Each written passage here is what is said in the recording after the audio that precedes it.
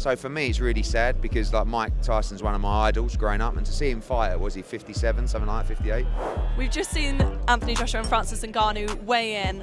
They're both absolutely huge. Obviously, Francis is about 20 pounds heavier than AJ, but AJ looked massive as well. There wasn't much in it, from 20 pounds. I mean, you look at Francis' legs; they're like a couple of oak trees. Two huge guys, two dangerous men. In many different ways, and it's going to be a very, very nerve-wracking fight tomorrow night because, as I said, AJ is, I believe, better in every department, but Ngannou is extremely strong. He punches very hard, and we just want to get through this one. And we actually heard a lot of cheering from the stands, like a lot of AJ fans in the house tonight. A lot of Cameroon fans as well for Francis. There's a huge amount of travelling fans here for Anthony Joshua. It's going to be a big crowd tomorrow night. And, like I said, it's going to be a hairy moment when those two are colliding. And knockout chaos is an appropriate word because anything can happen. Both guys have the ability with one shot to change a fight. And now we saw Conor Benn and Manny Pacquiao. They were sitting about 2 seats away from each other, and then next thing you know, they're up facing off.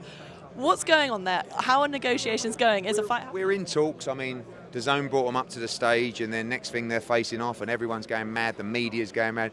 We are talking, and we're close to that fight, but we'll have to see. Obviously it's a fight that we'd love to bring to Wembley Stadium. Pacquiao's first fight in the UK would be incredible.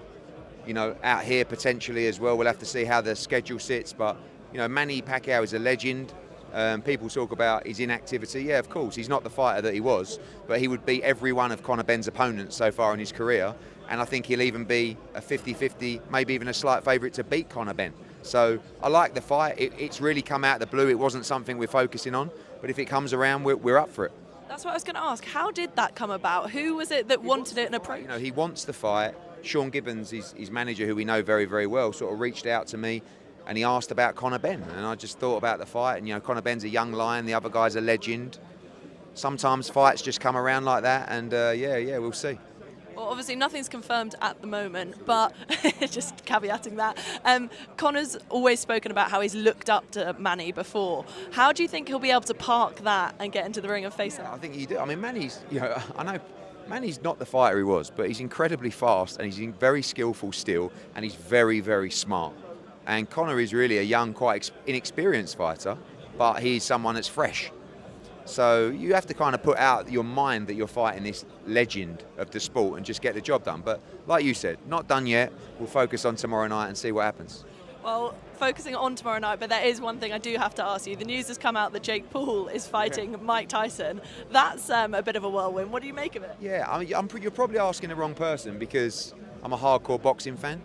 So for me, it's really sad because like Mike Tyson's one of my idols growing up, and to see him fight, was he 57, something like that, 58?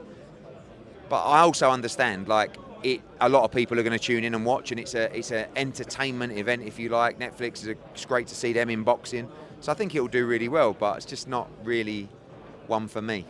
Is it not one for you because of the fact that he's older, that it's dangerous, or just more that you don't want him to kind of tarnish his? I think you should be fighting at 58 years. Oh, again, sorry if I got the age wrong, but 57. Yeah, 57 years old. But also, the guy was one of the greatest ever fighters. Why do you want to go in at 5% of what you were and lose to a guy like Jake Paul? You shouldn't have to do that. So, but the world is the world we live in. Crazy things going on at the moment. Thank you so much for your time, as always.